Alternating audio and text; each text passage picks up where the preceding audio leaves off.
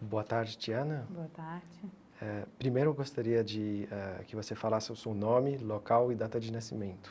Bom, meu nome é Tiana Vilar Lins, eu nasci em Salvador, Bahia, em 1978, 21 de julho. Tá bom. A gente vai começar a falar um pouquinho sobre a sua família. Eu gostaria que você apresentasse os seus pais. Seu pai e a sua mãe, nome, profissão, por favor. O nome de meu pai é Eugênio de Ávila Lins. Ele nasceu numa fazenda na divisa entre Bahia e Sergipe. Ele é arquiteto, mas ele não trabalha com elaboração de projetos, ele trabalha com restauração e nessa área de patrimônio histórico. Então, ele trabalha hoje no IFAM da Bahia e é professor na Universidade Federal. Minha mãe é administradora de empresas, mas logo que se formou, ela entrou numa fundação empresarial chamada Fundação Odebrecht. Então, hoje ela atua em fundações, né, empresas que têm um investimento social privado. O nome dela é Neila Coelho Vilar Lins. Ela nasceu em Salvador e tem descendência de um lado portuguesa e de outro lado bem baiana. Bem, bem. E o seu pai tem descendência de... Meu pai, a família de meu pai, tanto do lado da minha avó e meu avô paterno, eles vieram para o Brasil há muito tempo atrás. Então, tem uma descendência ali de espanhóis, até da cidade d'Ávila, que é o nome da palavra do sobrenome de meu pai, que é dessa cidade na Espanha, mas eles vieram para o Brasil há muito tempo atrás. Você teve contatos com eles? Com meus avós, minha avó ainda é viva, essa minha avó paterna. Meu avô, ele morreu quando eu era muito jovem, então eu não tive muito contato, mas era uma família de muitas fazendas ali pelo interior norte da Bahia, divisa com Sergipe, e eu tenho alguns tataravós que eram condes e condessas há muito tempo atrás, enfim, então eles vieram para cá muito tempo atrás. Tá. E você tem irmãos, irmãs? Pode Eu falar deles tenho um duas pouquinho? irmãs, eu sou a irmã mais velha, a do meio ela se chama Maíra e a mais nova se chama Emanuela. Falar sobre elas? Falar sobre elas, por favor. Maíra é psicóloga, morou um tempo comigo aqui em São Paulo, se formou na PUC, mas ela nunca exerceu a profissão. Ela hoje trabalha com produção cultural em algumas organizações também de Salvador e voltou para a Bahia. Minha irmã mais nova, Emanuela, ela se formou em Direito. Hoje ela está fazendo mestrado na área de Direito na Federal da Bahia e ela nunca quis vir morar aqui em São Paulo. Então, ela é a que sempre morou com meus pais e ainda está morando na casa dos meus pais. Tá. Você fala um pouquinho da sua infância, do bairro, onde você morava? Logo que eu nasci, eu morei perto do Farol da Barra, que é um lugar super bonito que tem em Salvador, mas eu não me lembro, porque eu saí de lá quando eu tinha uns 2 anos de idade. E logo depois a gente foi morar num apartamento, que era um apartamento de 3 andares, que tinha sido construído por meu avô paterno e que a família sempre morou, cada andar era um filho, enfim. E aí a gente acabou se mudando para lá, também é perto da Federação, perto de onde meu pai trabalhava, que é na Faculdade Federal, e a gente viveu lá até os 13 anos. Então, tanto o nosso vizinho de cima quanto de baixo eram membros da família, não a família tão próxima, era primo de 3º grau, assim. Mas foi uma infância muito gostosa, esse lugar que a gente morava. Fora isso, a gente passava sempre as férias na praia, ou na casa de meus avós maternos, ou na casa de minha avó paterna. Então, eram praticamente 4 meses na ilha de Taparica ou no sítio do Conde, que é no norte de Salvador. Então, essa presença também dos meus avós maternos, principalmente, foi muito forte durante a minha infância, porque meu pai e a mãe sempre trabalharam muito e minha avó deixou de trabalhar quando eu nasci. Então, ela sempre fez parte assim da nossa criação, sempre esteve muito perto. E nas férias era o momento que a gente praticamente ficava com eles na ilha de Taparica. Que bom. Você pode descrever um pouquinho a casa onde você morava?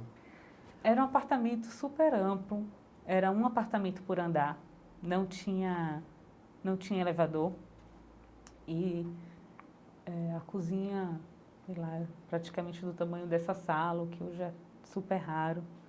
E tinha uma varanda que dava para ver o mar do Rio Vermelho, que é um bairro que tem em Salvador. Era um apartamento com 3 quartos. Um quarto que era de meu pai e minha mãe, um quarto que a gente chamava quarto do meio, que era o quarto da bagunça. Então, onde tinha televisão, onde ficava os nossos videogames, enfim. E outro quarto onde dormia eu e minhas 2 irmãs. Isso foi uma coisa constante, mesmo depois que a gente ficou mais velho e se mudou para outra casa, a gente continuou querendo dormir junto, o que é raro. Apesar de ter outro quarto, a gente fazia questão das 3 continuarem dormindo juntas. E o meu quarto, ele era interessante porque ele tinha um teto azul que emendava com a parede e não tinha quina da parede, era meio arredondado, como se o céu tivesse um pouco descendo assim.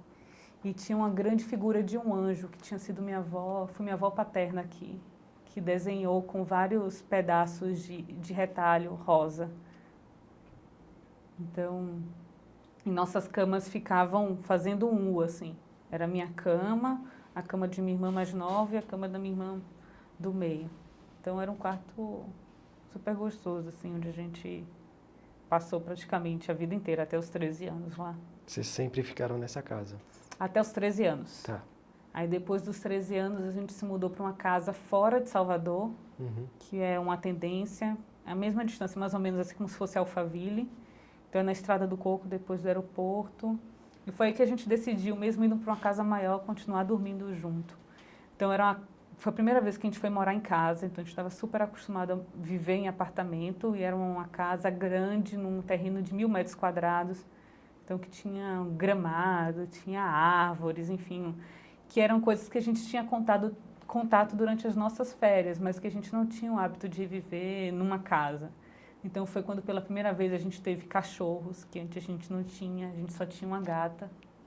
E depois a gente teve mais 2 cachorros que eles iam morrendo, os gatos iam morrendo e a gente ia adotando outros. Então foi quando a gente teve essa experiência. Foi até onde eu fiquei lá até os 18, quando eu vim morar em São Paulo. Tá. Queria saber se você tem alguma história interessante para contar da época que você ia para Itaparica. Que você ia com a família, que suas irmãs têm mais ou menos a mesma idade. Você lembra de algum acontecimento? Ai, são tantas coisas, porque a gente passava, sei lá, um quarto do ano, né, em Itaparica, que era a casa dos meus avós em Itaparica. Acho que essa é uma história interessante.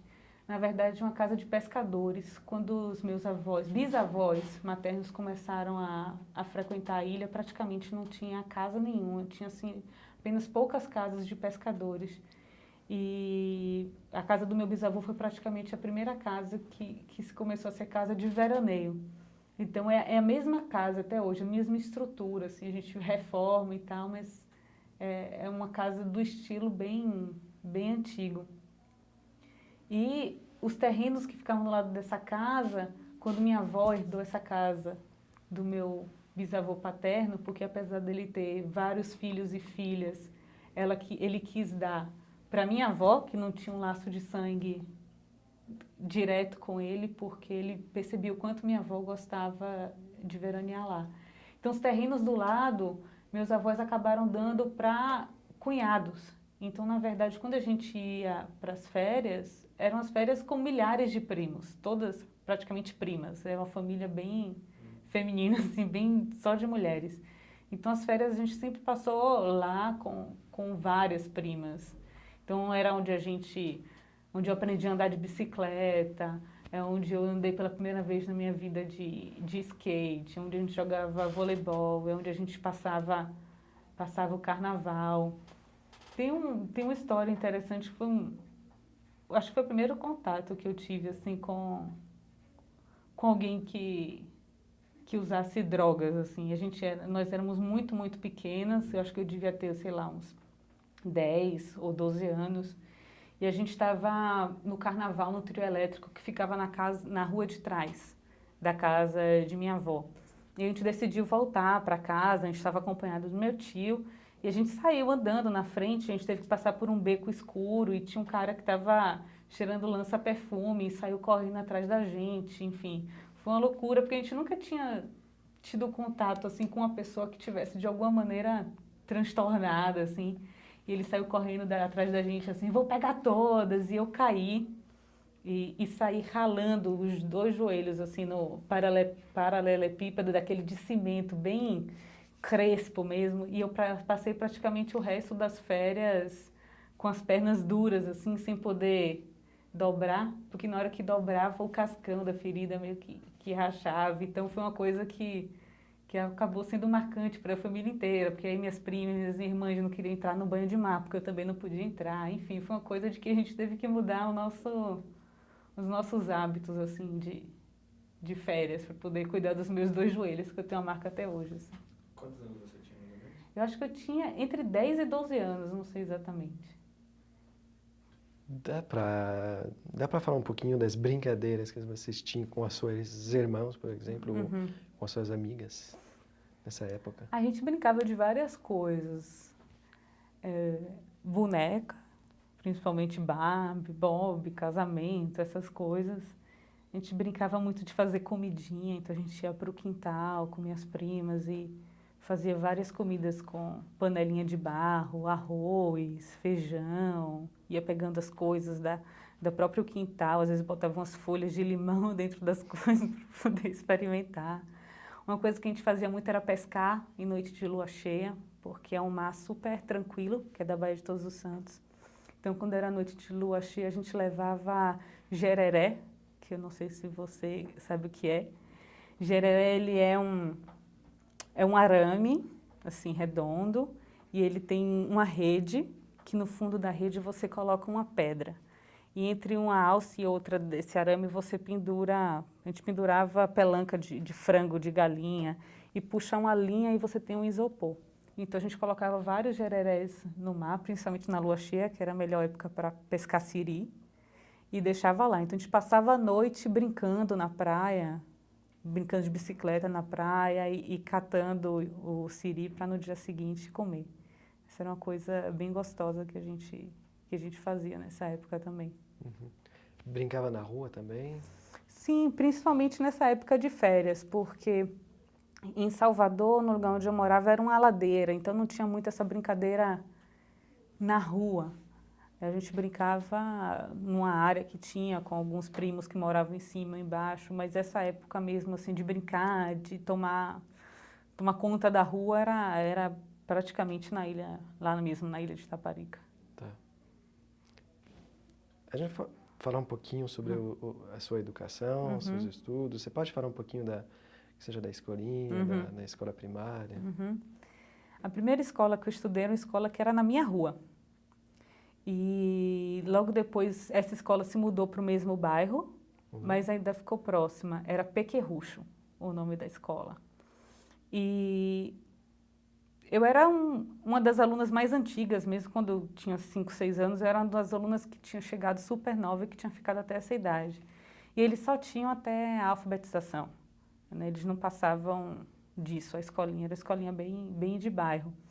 E eu lembro que quando eu tinha 5, 6 anos, eu não tinha sala de aula, porque todas as professoras me conheciam tanto de que eu ficava pulando de sala em sala, e como minhas 2 irmãs também, mais novas, estudaram lá, então ficava ajudando minha irmã, que chorava porque queria voltar para casa, ou brincando na areia com a outra. Então eu não tinha uma sala fixa, e eu acabei até fazendo a alfabetização antes do ano que eu deveria, porque eu ficava pulando de sala em sala. E eu lembro que os diretores e coordenadores dessa escola, eles eram muito, muito próximos. Teve o casamento de uma delas, que para mim foi uma tragédia, porque imaginar que aquela coordenadora estava se casando e que ia ter um marido, era como se fosse perder ela de alguma maneira. E eu lembro que a gente, por um tempo, mesmo quando eu mudei para outro colégio, a gente ainda manteve o contato, mas logo depois a escolinha fechou. E quando eu me mudei para esse outro colégio, foi um choque muito grande, porque eu saí de uma escola onde todo mundo me conhecia, onde eu tinha total liberdade, para ir para um dos maiores colégios de Salvador, que era esse Colégio São Paulo, porque era dificílimo entrar, todo mundo queria entrar, então precisava fazer lobby com o diretor, com o coordenador para você conseguir uma vaga. Tinha gente até que pagava para conseguir colocar o filho dentro da escola. E era uma escola monstruosa, era uma escola que só de alfabetização tinham 10 turmas, então tinha 10 turmas de cada série, de alfa, primeiro ano, primeira série, segunda, terceira, enfim. Então, quando eu entrei lá, foi um choque, assim, absurdo. Eu lembro que quando eu estava na primeira série, eu peguei uma professora que não sabia muito lidar com o meu jeito de ser, e eu chorava todo dia quando eu chegava em casa e minha mãe ficava preocupada porque eu estava chorando, enfim.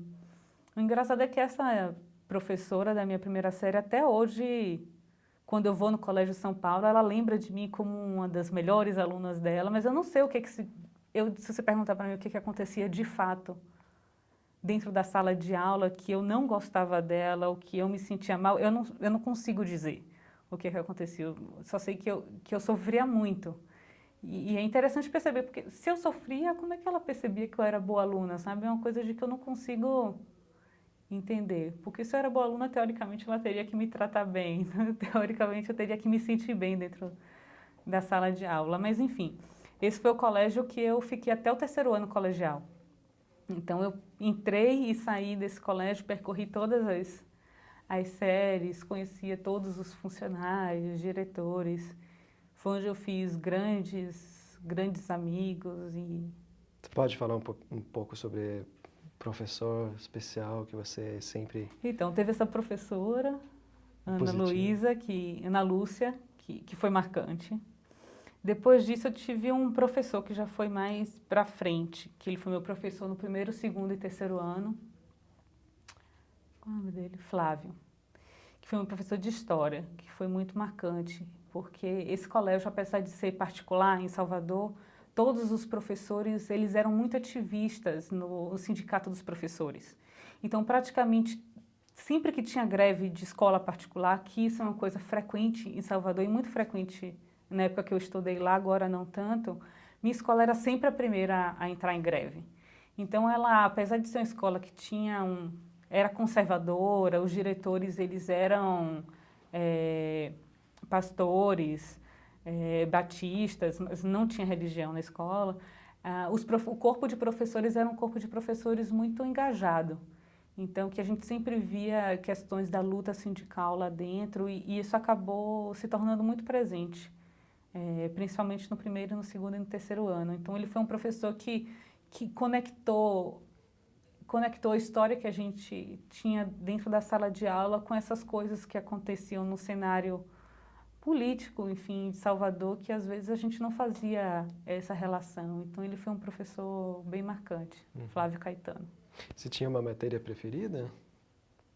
Eu gostava bastante de história, de geografia, artes plásticas, quando tinha. E no terceiro ano, incrivelmente, eu fiquei apaixonada por biologia, mas não segui nenhuma carreira na área de biologia. Dá para falar um pouquinho das suas amizades no colégio? Então, tem uma amiga minha que a gente começou a ficar mais próxima na quinta série, Cláudia, e nós somos amigas até hoje, né? Sempre teve aquelas briguinhas que volta, aquelas coisas de um amigo falar mal do outro, esse tipo de coisa. Mas a gente sempre foi muito próxima, assim, até que no ano passado, enfim, 10 anos já que eu tinha saído de Salvador, ela se casou e eu fui madrinha do casamento dela. Então eu voltei para lá, para Salvador, só para o casamento dela. Então é uma relação assim de que é uma relação forte. E tem outros amigos que eu acabo mantendo o contato. Tem outra amiga que a gente ficou mais próxima na 8ª série, que ela está chegando aqui amanhã em São Paulo.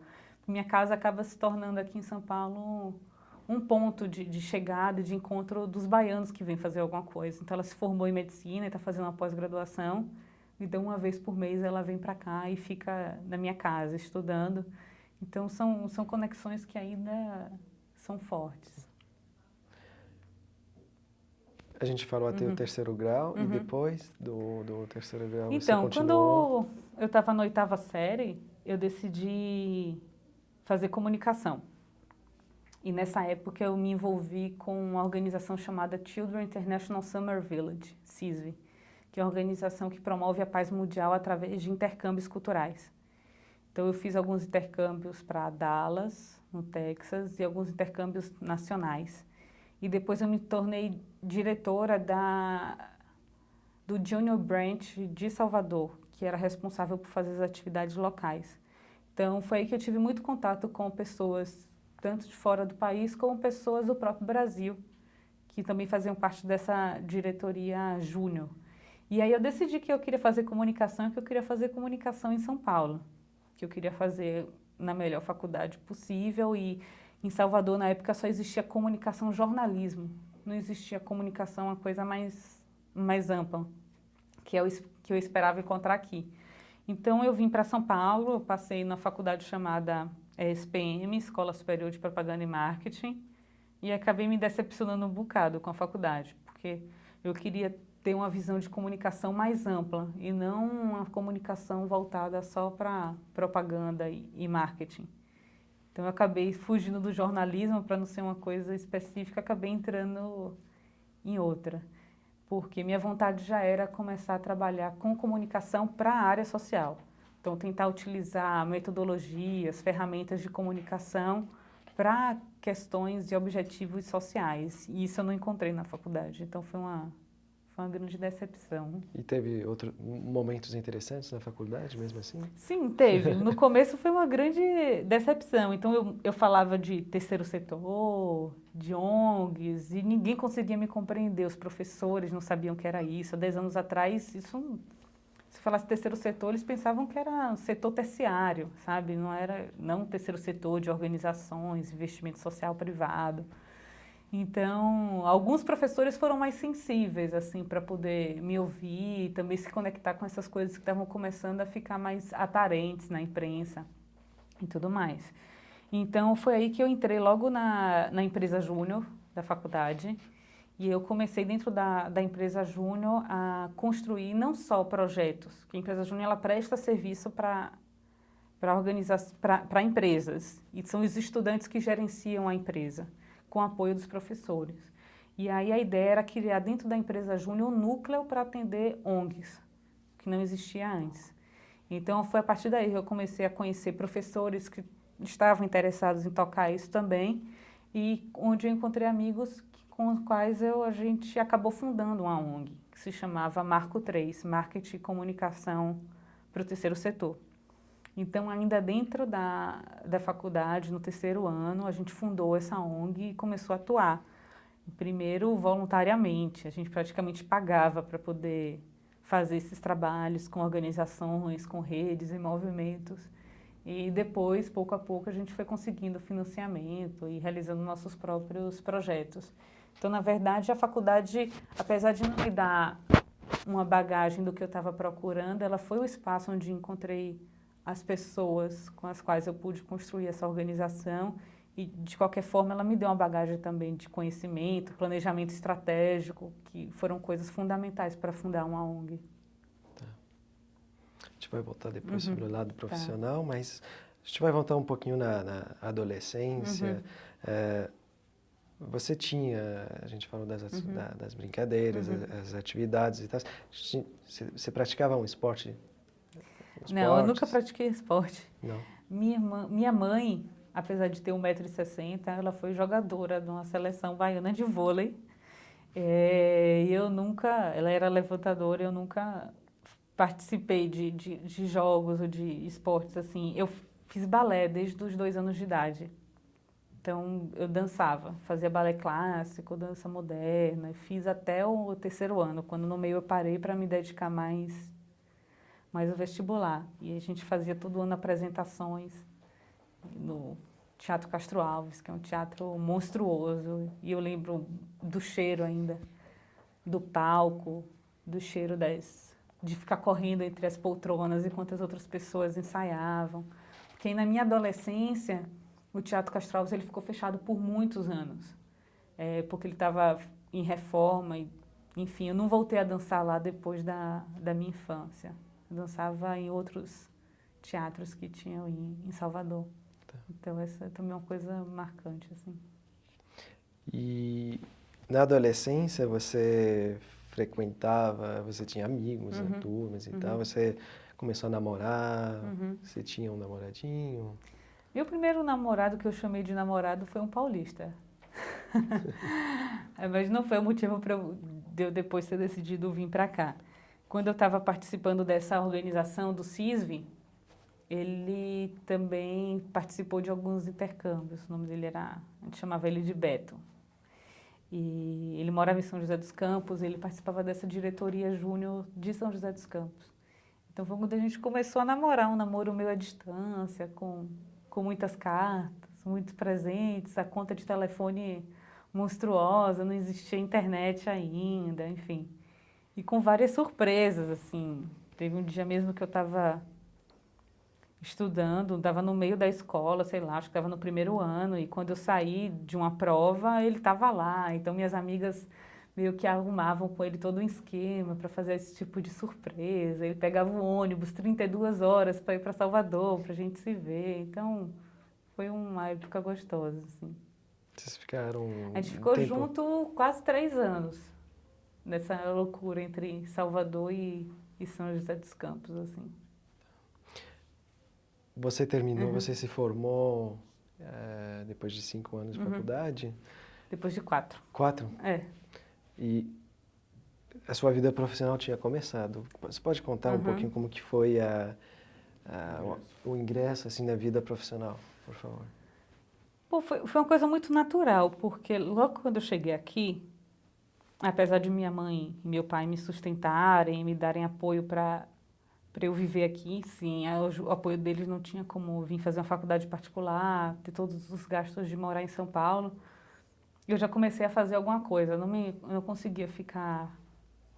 Me agoniava essa questão de ter que depender deles. Então, logo no primeiro ano, eu já comecei a fazer pesquisa. Então, eu trabalhei na Research International, que é uma empresa de pesquisa, e ia fazer pesquisa de rua mesmo, aquelas pessoas chatas que ficavam parando para poder fazer pesquisa e já tiravam uns trocados, enfim.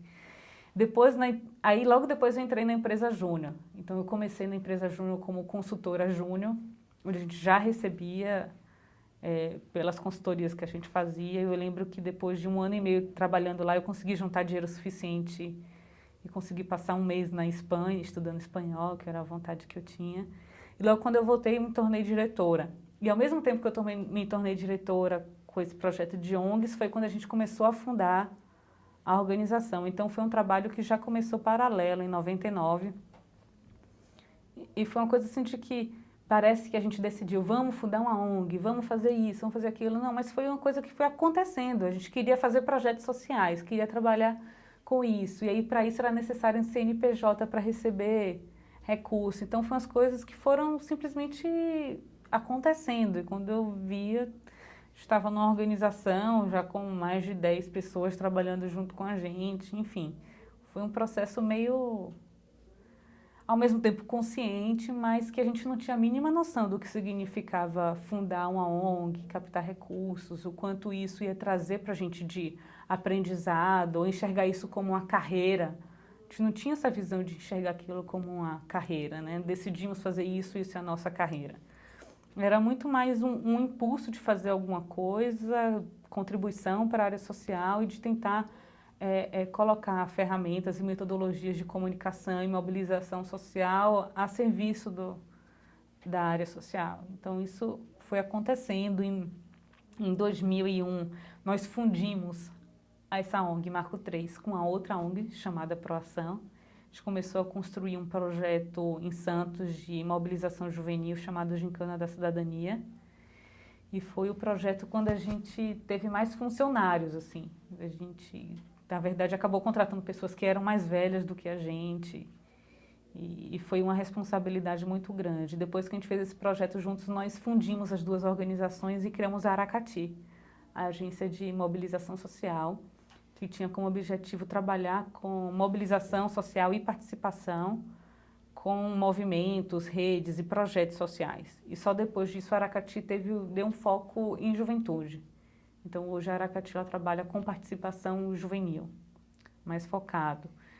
Mas foi muito pesado passar por processo, não foi fácil se dar conta aos 23 anos que tinham, sei lá, 10 pessoas que dependiam da gente, para a gente captar recursos, e quando o projeto acabou a gente teve que demitir essas pessoas e isso afetava completamente a vida dessas pessoas. Foi um peso muito grande perceber que isso tinha chegado a esse nível e de que a gente estava investindo a vida toda naquilo, né? Então, em 2003 eu decidi sair da organização e experimentar ser responsável só pela minha vida, assim.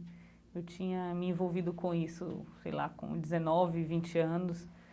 E quando cheguei nos 23, 24, eu percebi de que eu precisava, sabe, ser responsável só pela minha vida. Então eu deixei Aracati, terminei o namoro que eu tinha aqui em São Paulo e decidi me jogar no mundo, assim. Eu tinha um grande objetivo, um objetivo não, uma ideia de que eu queria experimentar como era a vida na Índia, assim. Mas eu não tinha grana para poder comprar passagem para ir para a Índia e ficar lá, porque com certeza eu não ia ganhar dinheiro lá, né? Então eu só ia gastar dinheiro na Índia. Então eu decidi ir morar na Europa e lá, quando eu cheguei na Europa, acabei indo parar em Londres. E quando eu cheguei em Londres, meu objetivo era esse, era trabalhar, ganhar dinheiro o suficiente para eu conseguir me manter da Índia. E aí tem várias histórias. Dá para contar interessante. justamente essas histórias de viagem? Você foi para o Texas, você foi para a Espanha, foi para a Europa depois? Na verdade, dei uma linha aí de viagens. A primeira mesmo, mais importante, foi essa que eu fui para Dallas. Eu tinha 12 anos. Dá para explicar? Eu era a mais nova de uma delegação de 10 pessoas de Salvador. E era um intercâmbio onde a gente passava um mês lá. Depois de um ano, a pessoa que eu fiquei na casa, ela vinha para Salvador e ficava na casa da minha família. Então, um programa de intercâmbio diferente, porque na verdade não é para morar lá 6 meses. E quando eu fui para lá, eu caí numa família tortuosa, foi terrível. Eu falava pouquíssimo inglês na época e acabei ficando numa casa de uma menina que ela fazia balé também, então achavam que existia alguma sintonia entre eu e ela. Mas quando eu cheguei lá, a família dela era terrível. A mãe dela era uma daquelas bem grosseiras, que não deixava ela se expressar, que não deixava ela falar. Ela era super tímida. Todo mundo, inclusive o marido dessa mulher, o nome dela era Pat Adams, sabe, não deixava... Ela fazia o que ela queria na casa. E tinha muitos absurdos, assim. Eu tentava ligar para minha casa no Brasil a cobrar. E ela não deixava, fazia escândalos dizendo que eu não podia ligar para minha casa, enfim, foi terrível. Mas no meio desse processo perguntaram se eu queria mudar de casa. Existia essa possibilidade, porque eles viam de que eu estava sofrendo muito. E eu não quis mudar de casa, porque essa menina que iria para minha casa no ano seguinte, o nome dela era Laura, ela também sofria muito com a mãe dela. E todas as pessoas, os americanos que participavam também do intercâmbio, ninguém suportava a mãe dela. Eu sabia que se eu saísse do programa, a pessoa que ia mais saísse da casa dela, quem ia sofrer mais era ela. Então, as pessoas me deram suporte para aguentar ficar na casa dela. E no ano seguinte, Laura veio para minha casa. E ela se transformou, assim, longe da mãe dela, ela se tornou outra pessoa. E no dia que a gente se despediu, que a gente se viu pela última vez aqui no Brasil, ela só fazia chorar. Assim, eu já tinha 13 anos, falava um pouquinho mais de inglês. E ela só fazia chorar, agradecer e pedir desculpa pelo que tinha acontecido na casa dela. Então, assim, apesar de ter sido muito traumatizante, por outro lado, acho que foi muito significativo, assim, para mim viver esse processo. Depois, quando eu fui para a Espanha, já foi uma coisa mais independente. Eu já tinha 19 anos, queria experimentar como seria ficar na Europa um mês. Então, eu estudei espanhol, fiquei numa escola de espanhol lá, e morando sozinha com outras pessoas, indo para boate todos os dias. Salamanca é maravilhosa para esse tipo de coisa, porque você entra em todos os bares, boates, você não precisa pagar para poder entrar. Então, chegava em casa a qualquer hora, não tinha perigo. Eu sentia um pouco essa liberdade que, apesar de estar morando em São Paulo, eu não sentia, porque aqui existe um perigo que você está sempre em contato com isso, e lá não. Então, lá em Salamanca foi muito bacana. Depois, meus pais passaram por lá e minha família, a gente continuou a viagem por outros lugares da Europa, mas esse um mês que eu fiquei lá sozinha em Salamanca foi muito, muito bacana. Tem uma lembrança significante para você? Tem.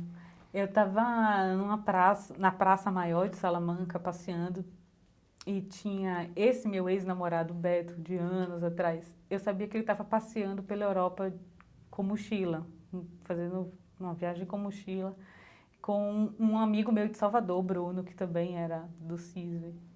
E teve um dia que eu estava passando pela Praça Maior e quando eu olho para dentro de uma cafeteria, tá Bruno e Beto. Eu nunca ia imaginar que os dois estariam em Salamanca, naquele mesmo lugar, exatamente quando eu estava. E foi super bacana, a gente se encontrou e saímos juntos e foi muito gostoso, assim, não preparar, não planejar nada e de repente encontrar um ex-namorado de adolescência e um super amigo, entendeu? Foi muito gostoso. E você estudou na Espanha? Eu estudei só um mês, espanhol. Depois Só. viajou. É. Quais são os outros países que você Que eu já viajei? Que você visitou nesse época? Nesse ano. Portugal, que meu pai estava fazendo doutorado em Portugal. E aí eu passei por Portugal e depois fui para Espanha. E aí depois a gente foi para a Turquia, uma excursão com a família toda. Então a gente conheceu bastante aquela região da Turquia, depois voltamos para a Espanha, aí já com a minha família, visitamos outras cidades da Espanha, outras cidades, Madrid, Córdoba, e Granada, outras cidades, e voltamos para Portugal. Viajamos um pouco por Lisboa, Porto, que era a cidade que meu pai estava, Porto, enfim, e depois voltamos para o Brasil. E essas viagens tiveram um efeito na sua vida, na volta no Brasil?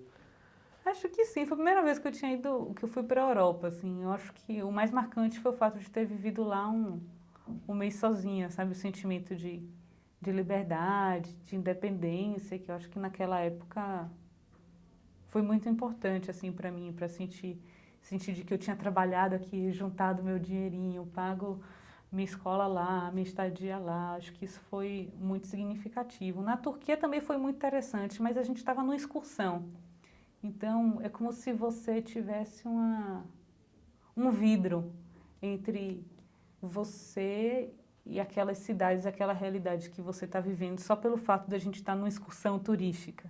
Uhum. Então, apesar de ter convivido com realidades muito diferentes na Turquia, de ter visto mulheres e mulheres andando com véus, que a gente, enfim, não tem aqui no Brasil e tudo mais, ainda existia essa distância porque a gente não se relacionava, não estava dentro do cotidiano dessa família ou daquela cultura. Mas foi importante também perceber como as pessoas viviam de uma maneira completamente diferente da minha, assim. Eu gostaria de saber mais sobre o que te levou à área social. A gente estava falando da sua... Se você poderia explicar um pouquinho mais essa...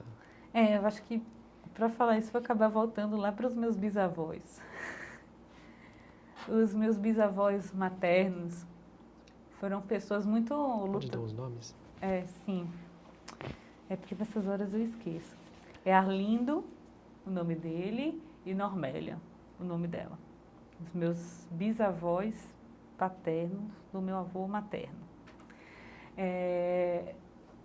A minha bisavó, Normélia, ela nasceu numa cidade chamada Mucugê, que fica na parte da Chapada Diamantina, na Bahia, que foi uma região muito, muito rica, onde as pessoas iam para coletar diamantes. E assim, lá é no meio das montanhas, é bem no centro da Bahia, e ela tinha aula de latim, de francês.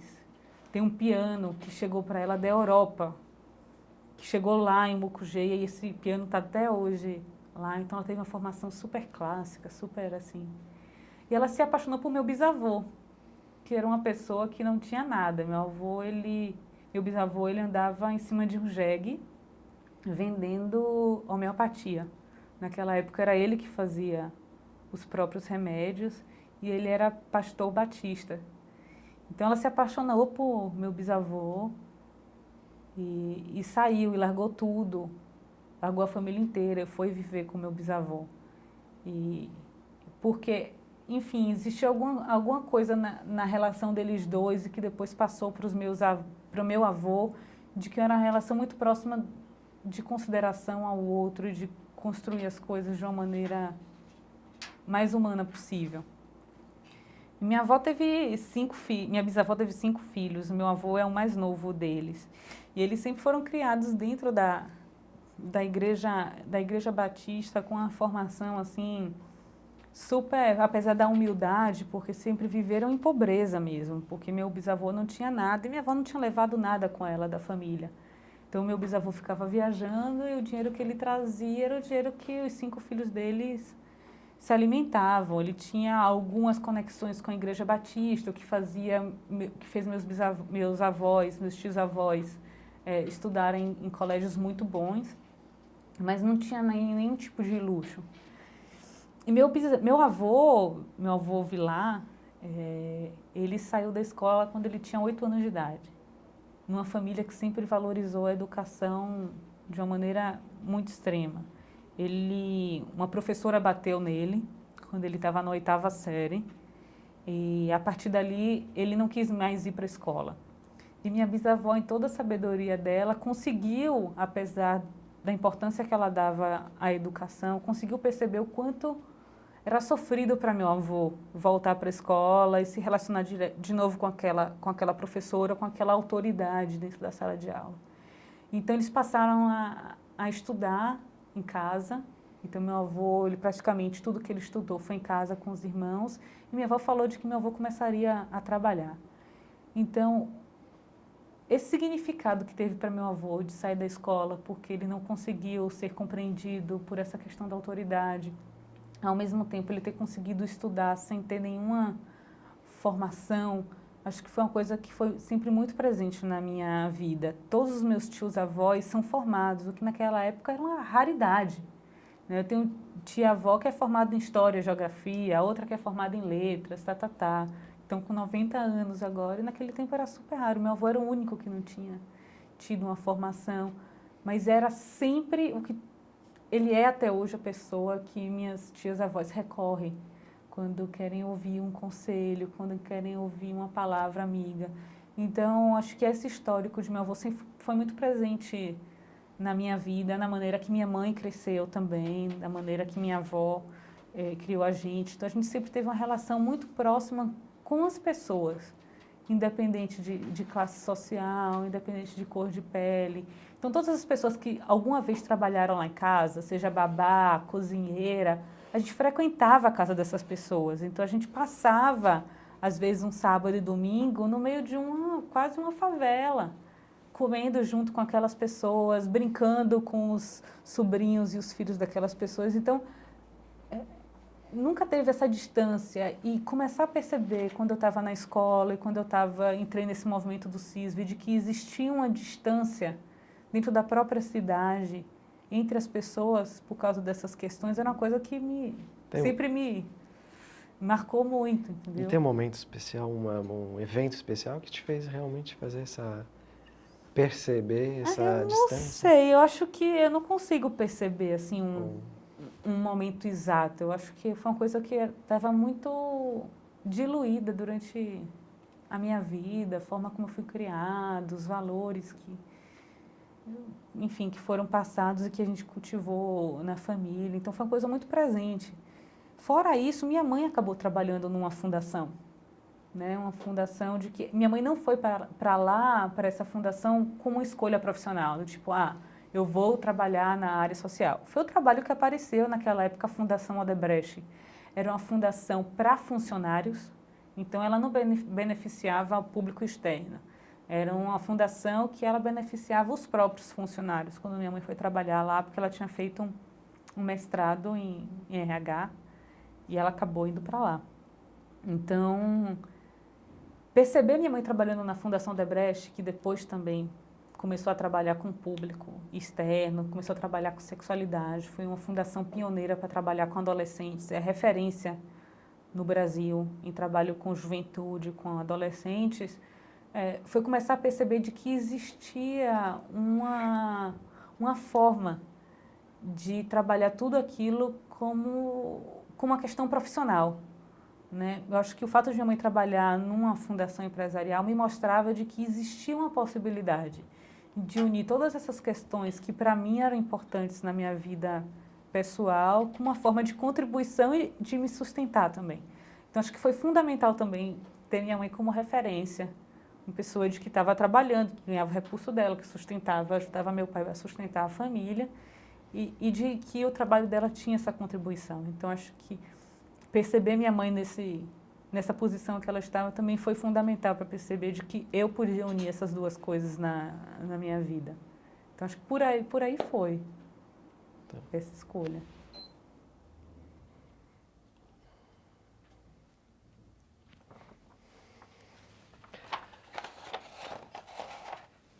A gente vai falar do... Eu gostaria de conhecer o seu dia a dia no trabalho. E também, de repente, um projeto que você está... Tocando. Que você realizou, que você realmente Então, ficou super orgulhosa. Tem esse projeto que eu acho que, na verdade, ele teve tudo de bom e tudo de ruim ao mesmo tempo. Foi um projeto que a gente construiu em 2001 e 2002, na cidade de Santos, que foi quando a gente fundiu as duas organizações, o Marco 3 e o Proação e criou Aracati. Então foi um projeto super desafiador, porque a gente quis envolver todas as escolas estaduais, públicas e particulares da cidade de Santos. A gente acabou trabalhando com 25 escolas e a nossa previsão orçamentária era trabalhar com 10. Então a gente teve que dar todo o sangue para conseguir tocar isso. Foi a primeira vez que a gente teve uma equipe que nós coordenamos. Então foi um espaço super fértil, porque os financiadores eles deram liberdade para a gente modificar todo o projeto. Então, antes era um projeto de voluntariado, de jovens e 10 escolas. Eles deixaram a gente mudar para um projeto de mobilização social, com foco em juventude. Então, a gente trabalhava com a imprensa local, com o empresariado e com os jovens dentro das escolas. Então, na verdade, hoje todo mundo que passou por essas experiências, eu, Carla, Luciana, Antônio, Fabiana, tudo que a gente vai fazer hoje é como se tivesse tido alguma experiência que tenha acontecido dentro da gincana que iniciou esse processo de aprendizado muito, muito forte. Mas, ao mesmo tempo, também foi um projeto que demandou demais de mim. Nessa época, eu morava aqui em São Paulo, praticamente ia todo dia para Santos. E eu comecei um curso de pós-graduação na USP. Então, eu estava completamente estafada, porque tinha esse projeto em Santos, tinham outros projetos que a gente trabalhava com redes de organizações sociais. Alguns aqui na Zona Oeste uma na Zona Oeste de São Paulo, outra em Santos também, que era um projeto de unir organizações sociais para ver juntas o que é que elas poderiam fazer para ter um maior poder político, um maior poder para captação de recursos, enfim. Então, foi um ano foi um ano estressante, ao mesmo tempo de muitos aprendizados, mas ao mesmo tempo um ano de ficar cara a cara com todos os meus desafios, tanto profissionais como pessoais. Porque foi só trabalhando com pessoas que a gente começa a perceber as nossas dificuldades de lidar com as pessoas e começa a olhar também para a gente e perceber quais são esses desafios em mim, né? O que é que em mim está gerando essas dificuldades. Então, a gente trabalhou com um processo chamado grupo operativo, que ele trabalhava muito isso, a gente conseguir se enxergar como um todo naquela equipe. Então, não tinha nada que ficasse de fora, mesmo da vida pessoal, que estaria afetando ali. Então, a gente aprendeu a ler como é que o grupo funcionava e como, às vezes, um comportamento, um hábito nosso se mostrava na relação do grupo que estava trabalhando ali. Então, foi quando eu comecei a lidar com a minha autoridade, que às vezes eu acho que ela vinha de uma maneira muito forte e que não respeitava o ritmo e o processo das pessoas. Foi como eu comecei a lidar com a minha pressa em resolver as coisas. Foi comecei a lidar com a minha obsessão por planejar e controlar todos os processos e ter todos os resultados, enfim, todos os resultados alcançados. Então, foi quando eu comecei a lidar com todas essas coisas que existiam em mim e comecei a perceber de que eu não queria ser assim. Então, foi um super aprendizado profissional, foi um super aprendizado pessoal, mas que foi tão intenso que foi logo depois da Gincana da Cidadania, desse projeto, que eu resolvi sair da Aracati. Porque ele tinha sido tão intenso, eu tinha percebi tantas coisas que eu queria mudar em mim e que se eu continuasse com aquelas pessoas que eu tinha convivência, com aquele papel que era esperado de mim como uma das diretoras da organização, eu não conseguiria ressignificar essas questões em mim. Eu não conseguiria abrir mão de certos comportamentos, porque como a gente era um grupo, então eu trazia algumas questões, outras pessoas outras, então era como se esse papel sempre fosse esperado de mim. Então foi quando eu decidi sair da Aracati e passar um tempo fora do país. Foi quando eu decidi sair do país e sem data para voltar. As pessoas perguntavam quando é que eu ia voltar, quando é que eu não ia voltar. E eu não tinha, eu só queria viver cada dia como um dia, poder me reconectar comigo, poder mudar, poder ter um espaço de liberdade onde as pessoas não esperassem nada de mim, porque se elas não me conheciam, como é que elas podiam esperar alguma coisa de mim?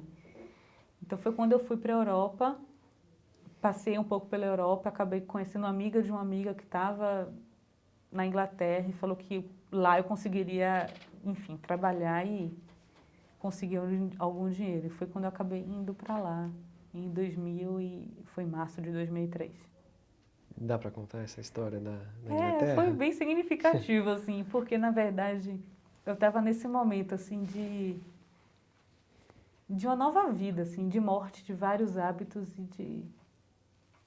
de poder viver outras coisas.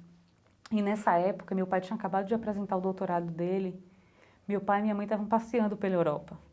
E eu saí da Aracati e fiz passaporte e comprei passagem. Em um mês eu já estava na Europa. E aí eu aproveitei e fui encontrar com meu pai e minha mãe. Passei um pouco com eles lá na Europa, em Paris. Meu pai e minha mãe estavam em Paris.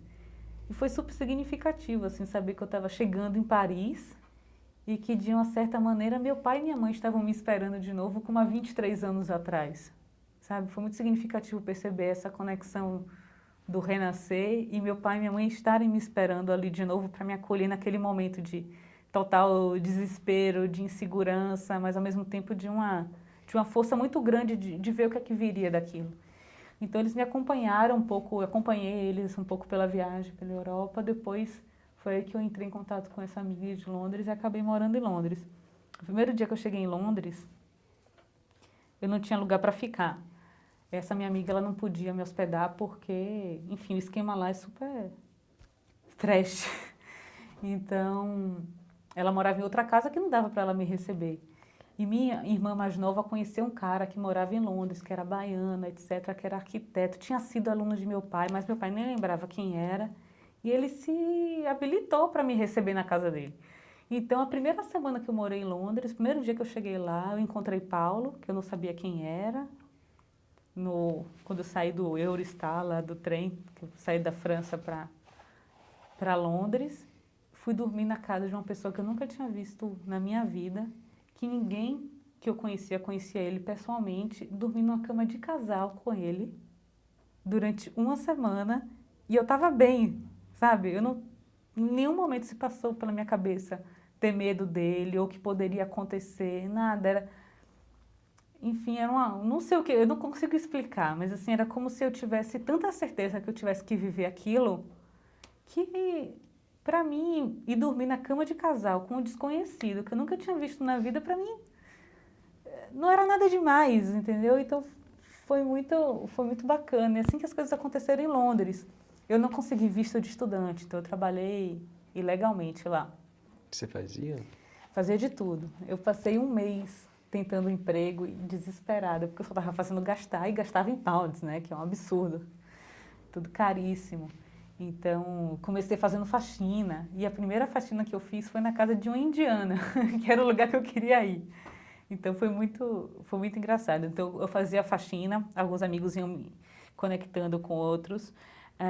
Comecei a ser babysitter, então, nanny. Então, cuidei de 2 crianças que eram descendentes de franceses, nasceram na França, mas depois estavam morando em Londres.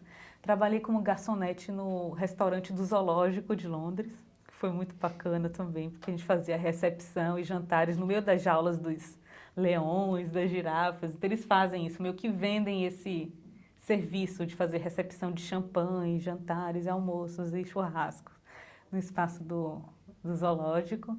Então isso foi bem bacana. E também trabalhei num site chamado Oi Londres, que é um site que ele dá informações para brasileiros que querem morar em Londres. Eu trabalhava aí mais na área mais de comunicação, trabalhava vendendo anúncios para anunciantes de lá para sustentar o site. Então eu fiz de tudo um pouco em Londres e consegui o que eu precisava para ir morar na Índia. E o engraçado é que as pessoas não acreditavam que eu fosse sair de lá, porque dificilmente você encontra uma pessoa... Eu fui morar com 10 pessoas, a casa que eu morava. Eu dividi o quarto com umas 2 pessoas, uma brasileira e uma vietnamita. Na casa tinha francês, tinha português, tinha um polonês, enfim. E foi super gostoso morar nessa casa. Mas todas essas pessoas que moravam comigo, elas tinham um perfil muito diferente de mim. Eram pessoas que, de alguma maneira, não tinham conseguido fazer faculdade, que não tinham uma vida muito certa no Brasil. Então, quando eu falava de que eu tinha me formado, que eu tinha um trabalho, inicialmente eles achavam que era mentira, porque eu estava dentro de um círculo de brasileiros que eram todos ilegais, que a mentira era uma coisa muito frequente. Então, eles duvidavam que eu fosse formada, duvidavam que eu tinha largado o trabalho aqui, enfim, eles não conseguiam compreender muito como é que trabalhava numa organização que eu fundei, tinha um salário, tinha uma casa aqui no Brasil, tinha uma profissão, tinha largado tudo para poder ser faxineira em Londres e juntar dinheiro. Mas foram um dos momentos mais felizes da minha vida, porque eu fazia faxina com um prazer absurdo, sabe? Era como se eu começasse a perceber o significado das coisas nas mínimas coisas. E o fato de eu ser responsável só por mim ali e de ter toda essa liberdade era muito gratificante. Era 1000 vezes mais prazeroso do que era o meu trabalho aqui antes. E depois que eles começaram a acreditar que eu era a pessoa que eu era, etc, etc, eles começaram a duvidar que eu fosse embora, porque começou a surgir oportunidades de trabalho lá interessantes por causa do meu passado, da minha experiência e tal. E a maioria deles acabam se planejando para passar um ano, juntar um certo dinheiro, voltar para o Brasil, mas acabam ficando. Então eles duvidavam que quando eu chegasse e juntasse, sei lá, não lembro agora qual era o valor de pounds que eu precisava juntar, de que eu fosse para a Índia. Então, quando eu comprei minha passagem da Índia e fui, também foi um momento meio especial, assim. Pode contar um momento? Como que aconteceu aí? Teve vários momentos. Um momento mais especial foi quando eu consegui o meu primeiro emprego lá. Que eu falei que quando eu tivesse meu primeiro emprego lá, eu ia dar uma feijoada para todo mundo da casa e todo mundo que eu conhecia. Então, logo depois que eu consegui meu primeiro emprego, eu fiz uma feijoada monstruosa. Eu tive que usar as quatro bocas do feijão. A casa era super pequena, então teve que fazer rodízio para as pessoas comerem e tal. Depois eles queriam até que eu abrisse um negócio de vender feijoada lá em Londres. Então esse foi um momento significativo, porque era quando as coisas começaram a se realizar para mim. Depois não teve um momento assim tão significativo de juntei isso. Mas momentos com cada pessoa ficou sabendo de um jeito como eu tinha conseguido, que eu tinha comprado a passagem. E aí tinham aqueles que ficavam com saudade já, aqueles que queriam ir comigo, aqueles que, enfim, teve todo tipo de gente. Muitos me levaram até o aeroporto no dia que eu fui viajar. E são pessoas que eu tenho contato até hoje também. E a sua ida para a Índia? Na minha ida para a Índia, eu entrei em contato com um amigo que ele era coordenador de um trabalho social da religião Bahá'í. E tinha algumas organizações na Índia que eram organizações Bahá'í. Então, foi através dele que eu consegui organizações para ser voluntária. Então, fiz alguns contatos durante esse tempo que eu estava em Londres para ir ser voluntária nessa organização. E aí, quando eu cheguei em Londres, em Delhi, a pessoa sabia que eu ia chegar, mas ele não me deu certeza que ia buscar. Então, quando eu cheguei em Delhi, eu não sabia quem era a pessoa que ia me buscar, nem nada. Eu fiquei desesperada quando eu saí no aeroporto, não tinha ninguém. E daí eu vi ele que me identificou, ele nunca tinha visto uma foto minha nem nada. Ele não tinha me identificado, ele não tinha não tinha dito qual era a roupa que eu ia, nem nada, mas como eu era uma das poucas ocidentais que chegou lá, ele veio na minha direção e perguntou, você é Tiana? Eu sou Sorrio, ok. Então a partir daí a gente foi junto para outra cidade chamada Lucknow, que foi onde eu trabalhei dentro dessa organização editando livros de jovens. Então livros de empoderamento e participação de jovens. Eu trabalhei criando histórias, ideias e perguntas para reflexão desses livros de jovens. E a sua percepção da Índia, o que teve Olha, de teve novo um muitas efeito? coisas na Índia que Porque se for falar, não é por acaso. tinha que ser o dia inteiro. Então, Não, é porque aconteceram principal. muitas coincidências na Índia. Quando... Enfim, eu sempre falo para as pessoas que querem ir para a Índia de que passar um mês lá, você não conhece nada.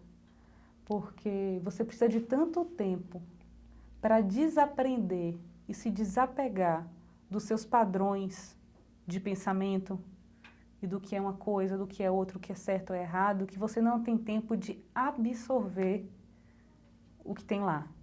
Então, acho que eu passei um bom período desconfigurando, sabe? Imagens de como as pessoas viviam, o que significava ser feliz, o que significava isso. Quebrando todos os paradigmas que eu tinha de olhar as coisas para poder conseguir absorver a forma de existência deles, assim. Então, acho que isso foi uma coisa muito profunda, assim, esse processo de perceber. Era como se eu estivesse em outro planeta. É como se estivesse em outro... Você morar na Índia é como se você estivesse em outro planeta. Eu não estava em organização ocidental, não tinha nenhum ocidental junto comigo. Então, era como se eu realmente estivesse em outro planeta. Então, eu tive que reaprender a fazer tudo, a forma de vestir, forma de falar, a forma de caminhar. Eu não podia olhar para as pessoas de um certo jeito, não podia sair de casa sozinha depois de 6 horas da noite, não podia beber água em qualquer lugar. Enfim, foi um super aprendizado. E aí, no momento de que eu me permiti absorver essa realidade depois de ter desaprendido esses paradigmas, foi muito bonito e muito leve. As coisas começaram a acontecer de uma maneira muito, assim, meio mística até. Eu ia visitar lugares, me deixavam lá uma vez eu fui no Ganges, lá em Varanasi, e eu estava na casa de uma pessoa, a pessoa não estava, me emprestou a casa, eu fui para o Rio, lá para o Ganges, e depois eu não sabia voltar, não estava sem endereço, sem nada da casa, e eu consegui chegar na casa, sabe, de você ir por intuição, quebrando numa rua, na outra, e você chegar na casa e você falar, meu Deus, como foi que eu cheguei aqui? Sabe, coisas desse tipo, assim, que eu espero viver um dia de novo. Tinha uma pergunta? Eu queria saber aonde você foi na Índia. Então, fui nessa cidade chamada Lucknow, que fica no Uttar Pradesh. Ela fica assim no sudoeste de Delhi, mas ainda bem acima de Calcutá. É uma cidade considerada pequena para a Índia, uma cidade de 2 milhões de habitantes, onde eu andava na rua, eu era a única pessoa ocidental. Era a única pessoa que não estava vestindo sari, ou que não estava vestindo punjabi, que não estava com o cabelo partido no meio, com aquele símbolo que eles usam aqui, enfim. Então, eu passava na rua, literalmente todo mundo parava para me olhar. Não interessava onde as pessoas... Se o cara estivesse dirigindo o carro, ele parava, ou motocicleta ou bicicleta, eles paravam para poder me olhar passar. Então, E ninguém vinha conversar com você? Nunca aconteceu alguma coisa? Eles não vêm falar com você. Se, por exemplo, quando eu tomava um Jeep, que eu precisava ir para o meu trabalho, as pessoas que estavam do meu lado tentavam falar comigo, mas eles falavam hindu. Pouquíssimos falam inglês. Às vezes, eles entendem inglês, mas muitos deles não falam nada de inglês. Quando vinha uma senhora, uma outra pessoa que falava comigo, a gente conversava um pouco. E aí eles pediam para tirar foto, mandavam endereço para a gente poder continuar. Eles sempre muito amigos. Quando eu pegava trem, todo mundo queria tirar foto comigo. Todo mundo queria estar do meu lado. Todo mundo queria me dar comida. Todo mundo queria que eu parasse na cidade deles para dormir na casa deles um dia. Me ofereciam todas as comidas que tinham no trem. E você tem que ter cuidado, porque a comida deles é super apimentada. Tem coisa que não faz mal para eles, mas faz para você. Aí, às vezes, você recusar é uma ofensa, enfim. E, às vezes, as pessoas ficavam conversando comigo em hindu e eu, assim, fingindo que entendia. Porque para muitos deles também é inconcebível que exista uma outra pessoa que fale uma língua, claro que lá tem muitas línguas, mas nenhuma língua próxima da deles, sabe? Eles conseguirem, por exemplo, quando eu falava para as pessoas que a gente usava biquíni para ir na praia, uma amiga que trabalhava comigo, ela perguntou, sua mãe usa isso na frente de seu pai? Quando eu mostrei o maiô. Quer dizer, aquilo para ela é inconcebível. Às vezes eles até têm TV a cabo em casa e veem coisas dos Estados Unidos, programas de Hollywood, mas é como se fosse desenho animado pra gente, que a gente sabe que aquilo não é realidade. Então é engraçado, porque ao mesmo tempo que alguns deles se conectam com o que existe no Ocidente, eles não conseguem pensar isso numa realidade do cotidiano, sabe? Então eu mostrava as roupas que eu tinha trazido de Londres, que eu não vestia lá, e eles ficavam abismados de ver minhas blusinhas, minhas sainhas, meu biquíni e tal, entendeu? Eles não conseguiam imaginar de que eu usava aquilo, sabe? Então são coisas muito, muito diferentes, assim. Se você tivesse uma imagem, se você tem uma imagem da Índia, forte, uma lembrança, assim? Eu tenho uma lembrança muito forte, que foi esse dia que eu fui para Varanasi. Eu queria passar o final de semana porque eu queria conhecer o Ganges. Varanasi é uma cidade turística. O meu chefe acabou conseguindo essa casa para eu ficar. E aí eu tinha decidido no dia seguinte que eu ia ver o amanhecer no Ganges, que era uma coisa que todo mundo faz, que dizem que é lindo, belíssimo, etc, etc. E a pessoa que combinou de me levar não apareceu. Então, quando deu 9 horas da manhã, eu saí e fui para o Ganges. Ok, você fala Ganges, Ganges, todo mundo vai te levar até lá. Quando eu cheguei lá, os barcos que estavam saindo, que geralmente eles andam um pouco pelos Ganges, param na outra margem, que não tem cidade nenhuma, é um barranco de areia e tal. E as pessoas ficam lá. Só que quando eu cheguei lá não tinha mais programa turístico, porque os turistas só vão para ver ou o sol nascer ou o sol se pôr. Então todos os barcos que estavam saindo eram só de indianos, uns barcos todos que você fala, meu Deus, esse negócio vai virar, né? Mas enfim, ou eu fazia isso, ou eu não ia passear pelo Ganges. E aí eu decidi entrei no negócio lá. E eles fazem um programa que é completamente diferente, eles não ficam andando para cima e para baixo, eles vão para o outro lado do Ganges e param. E aí as pessoas do outro lado do Ganges começavam a tirar o sapato, entraram no rio com roupa, enchiam um monte de garrafa de plástico com água do Ganges, começavam a beber. Isso eu já tinha visto todo o crematório do outro lado, os corpos sendo jogados no rio, corpos de animais boiando, enfim. Eu já sabia que existia isso, mas ver isso acontecendo, as pessoas tomando banho naquele rio, sendo que do outro lado as pessoas estão sendo cremadas, jogadas no rio. E aí as pessoas, todos os indianos, ninguém falava inglês, começaram a me oferecer água para beber. E eles não conseguiam compreender como é que eu não aceitei. E eu não aceitei, eu acabei não bebendo a água, porque para mim aquilo era demais para mim. E eu ficava tentando explicar, mas não tinha como eu explicar. Então ficavam querendo que eu tirasse o meu sapato, levantasse a calça até aqui, entrasse no rio. Mas eu não tinha coragem de fazer aquilo. Então eu fiquei andando pela areia, tirando foto. Mas eu não sei como é que eles me olharam, porque aquilo para eles era tão absurdo. Pessoas vinham de tão longe para poder fazer aquilo e eu fui para conhecer e ao mesmo tempo não fiz aquilo. Então aquilo para eles enfim, era o centro das atenções, assim, dentro do barco. Isso foi muito forte para mim, a crença deles. E já foram feitos estudos, assim, que as pessoas que bebem a água, tomam não sei o quê, elas não adoecem. Elas não pegam infecção, enfim. Eu acho que a fé e a crença é tão grande de que aquilo realmente é purificador, de que, sei lá, deve criar algum tipo de imunidade que a ciência ainda não explica, assim. Então, isso foi muito...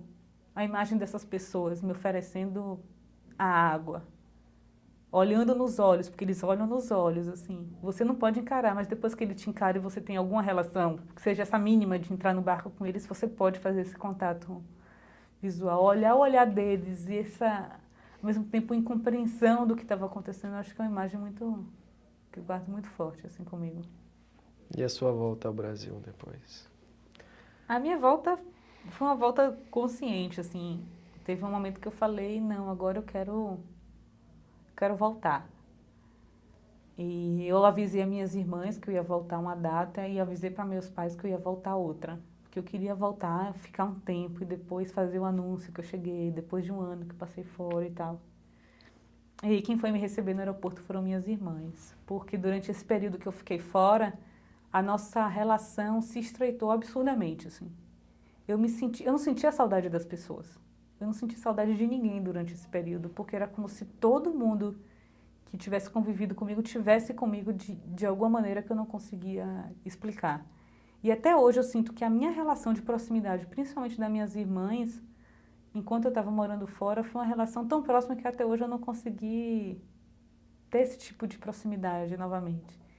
Então, quando eu voltei, minhas irmãs estavam aqui, aí eu passei uns 2 dias encontrando amigos e tal, e só depois eu liguei da minha casa aqui de São Paulo, que essa minha irmã ainda morava aqui em São Paulo, para avisar meus pais.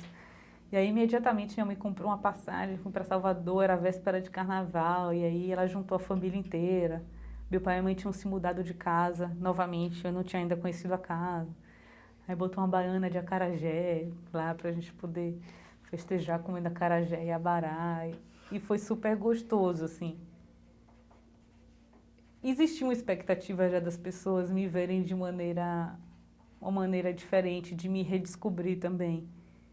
E eu tentei viver isso com o máximo de tranquilidade possível, assim.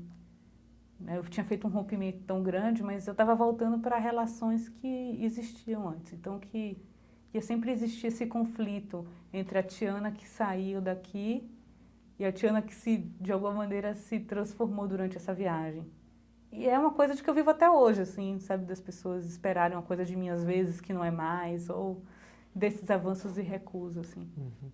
E o seu cotidiano, você voltou a trabalhar, você Eu voltei a ingressou trabalhar, o outra... primeiro projeto que eu comecei a trabalhar foi um projeto com o Museu da Pessoa. Foi um projeto na favela de Heliópolis, a comunidade de Heliópolis, com jovens. E foi a primeira vez que o museu fez uma parceria com a Aracati, porque tanto a Karen como a Luciana são fellows da Choque, então elas sempre quiseram fazer um projeto juntos. Mas foi a primeira vez que a gente utilizou a história de vida não como o fim em si, mas como uma metodologia. Então a gente trabalhou história de vidas para os jovens eles começarem a retrabalhar a sua identidade, trabalhar a identidade de bairro. Então todo o diagnóstico que eles fizeram da comunidade para depois ver o que eles gostariam de modificar na comunidade foi feito através de histórias de vida. Então eles fizeram toda uma formação com a Márcia, que eu participei, e todo o diagnóstico que eles fizeram da comunidade foi através de história de vida, então foi muito bacana também. O interessante é que como eu voltei para uma comunidade que era tão pequena e que as relações eram tão diferentes de você viver aqui no centro de São Paulo, eu encontrei muitas coisas similares com a Índia. Quando você vai para uma realidade mais popular, de mais simplicidade, você encontra várias relações entre as pessoas que é muito próximo do que eu encontrei lá. E essas conexões ainda acontecem em momentos que eu vivo e experiências que acontecem, né, de sentir uma conexão com coisas que eu já vivi, assim. E hoje? A gente está chegando quase Na hoje, verdade, mas... hoje eu continuei trabalhando em vários projetos. O último projeto de maior duração foi um projeto também de juventude, no interior de São Paulo, onde eu trabalhei com 240 jovens, coordenei uma equipe de alguns educadores. Esse projeto está passando por uma transição agora. Então, desde o ano passado, eu decidi que eu não queria mais continuar nesse tipo de trabalho, que eu queria agora viver uma outra coisa, não queria ficar só coordenando o projeto de jovens, queria experimentar outras áreas de atuação, mas ainda dentro da área social. Então, esse projeto ele está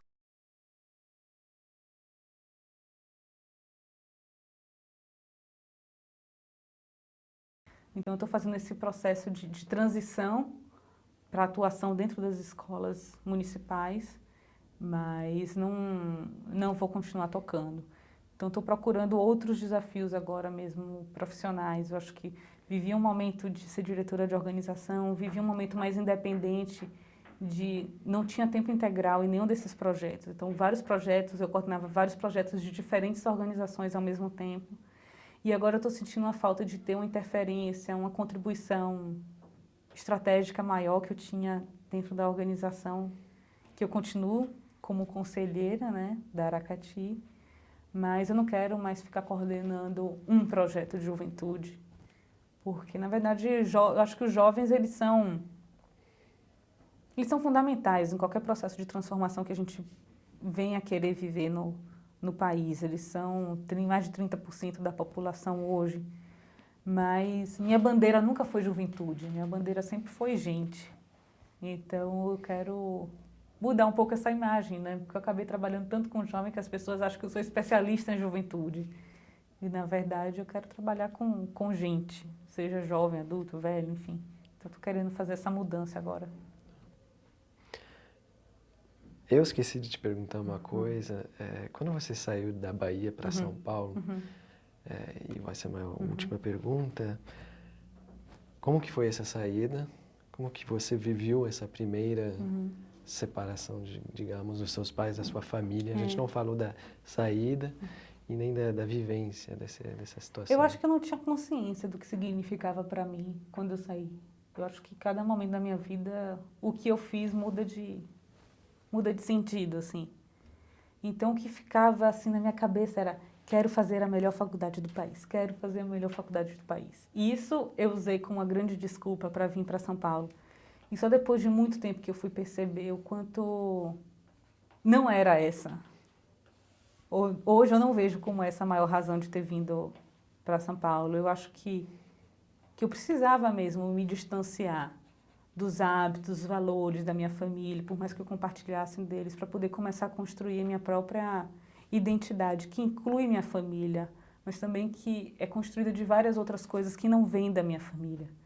Então, eu acho que eu sofri muito quando eu cheguei em São Paulo. Eu ficava morando sozinha perguntando: meu Deus, o que é que eu vim fazer nessa cidade? Eu não conheço ninguém, não tenho nenhum amigo, não tenho nada. O que é que eu vim fazer aqui? Então, eu entrava em desespero em alguns momentos.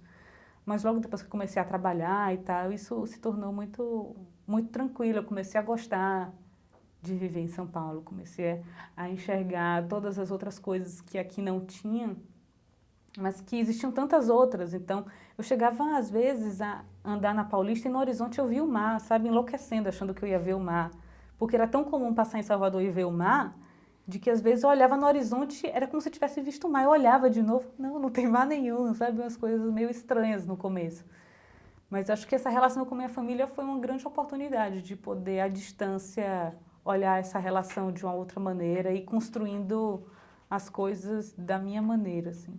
Então, foi muito, muito significativo. Tiana, a entrevista está acabando. Eu gostaria de saber se você gostaria de acrescentar uma coisa sobre a sua trajetória, a sua vida, que a gente não falou na entrevista. Eu acho que tem uma coisa assim que é importante, que eu acho que eu tenho visto assim na minha vida, que são ciclos de mudança muito, muito claros, sabe? Enquanto eu estou neles eu não consigo perceber, mas de que eles vão fechando e vão abrindo outros, e vão abrindo outros, e vão abrindo outros. E eu acho que aí, depois de você passar por muitos desses círculos, é que você percebe o que é que te dá força durante esse momento, quais são as coisas que ficam, né? Que essas coisas podem mudar de significado, mas elas estão sempre lá.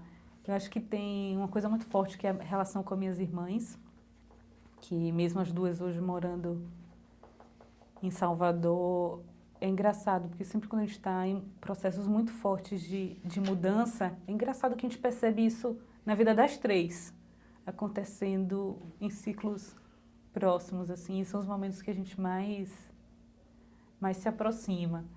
E essa relação também de ressignificar toda a relação com meus pais e com a minha família em geral, acho que isso tem sido uma constante, é como se ao final de cada círculo desse, a relação fosse se tornando mais madura, fosse se tornando mais de pessoa para pessoa, independente do papel de mãe, pai, filha mais velha, que às vezes tem também toda aquela carga que as minhas irmãs também depositavam em mim, de autoridade, de ser a pessoa que é a referência, enfim. Então, essas coisas vão mudando, sim. Então, acho que tem isso. E nesse último ciclo de vida que eu percebi, que logo quando eu voltei da Índia, que também eu encontrei o meu atual marido, que é uma história muito interessante também. Ele participou do CISV, desse programa quando eu era jovem, e ele viajou com a minha irmã do meio para o México. Então, por exemplo, quando eu tinha 14 anos, ele é mais novo que eu. Ele tinha 13 anos. Então, tem uma foto que eu não achei para trazer, que eu já sou dessa altura, tenho 1,60 m, e ele cabe aqui, embaixo do meu braço, porque como ele tinha 13 anos e tal, ele era super cara de criança. Mas a gente nunca foi muito amigo, assim. E aí, quando eu voltei da Índia, ele tinha vindo morar em São Paulo para fazer direito. E ele tinha restabelecido a relação com minha irmã. E logo depois que eu cheguei, a gente se reencontrou e foi tudo muito rápido. A gente começou a morar junto, enfim. Qual é o nome dele? Rafael. E eu acho que foi a última pessoa que entrou nesse ciclo que também não está saindo desses outros ciclos que eu vivo, entendeu? Que são os ciclos que mudam de significado, mas que as relações com essas pessoas acabam sempre se fortalecendo e nunca se destruindo. Então ele foi a última pessoa assim de que entrou nesses meus ciclos de mudança que tá me acompanhando nesse processo. E vocês casaram recentemente? A gente não casou oficialmente. Tá. A gente começou a namorar logo quando eu voltei em 2004. Depois de quase 6 meses, 8 meses, a gente foi morar junto. Então não teve nenhum ritual assim de festa ou de nada, mas a gente, desde o momento que a gente foi morar junto, a gente se considerou como casados. Então a gente está casado, digamos assim, morando junto há 2 anos e meio agora. Gostaria de falar dele um pouquinho? Eu não sei, ele vai dar entrevista amanhã. Então. Acho que ele pode falar mais, mas ele também é uma pessoa que ele vive ciclos de mudança também muito claros, então de que nós dois somos pessoas que tentamos respeitar muito os processos de mudança de um e do outro, porque a gente sabe de que nada vai permanecer igual, assim, e isso dá muita força para a nossa relação, porque não engessa, não me engessa, não engessa ele e não engessa o nosso relacionamento. Então, enfim, eu acho que por qualquer coisa que venha acontecer entre a gente pro futuro, com certeza a gente vai saber lidar e aproveitar da melhor maneira possível. Tem uma coisa na sua vida que você fez que seria para ser feito de novo, você faria diferente? Acho que não. Não. Porque acho que tudo que eu fiz, mesmo que tendo feito de uma maneira que poderia ter sido melhor, teoricamente, eu acho que eu aprendi com isso, isso me tornou a pessoa que eu sou hoje, com várias coisas que eu quero mudar, com várias coisas que eu quero melhorar e ser melhor, mas não faria ser quem eu sou hoje. Então acho que não tem nada assim que eu olhe para trás de que eu teria feito isso diferente, porque teria também tirado um aprendizado que veio depois que para mim também foi importante. Então não mudaria nada, não. Excelente. Acabou. Vou fazer a pergunta. Já fez? O que você achou de ter dado essa história de foto? Então, Bom, mas ele já fez a pergunta. ele assiste todas aí. Eu gostei, eu acho que gostei bastante. Eu fiquei apreensiva no começo por causa da câmera, mas eu sabia que com o tempo eu ia esquecer dela ali.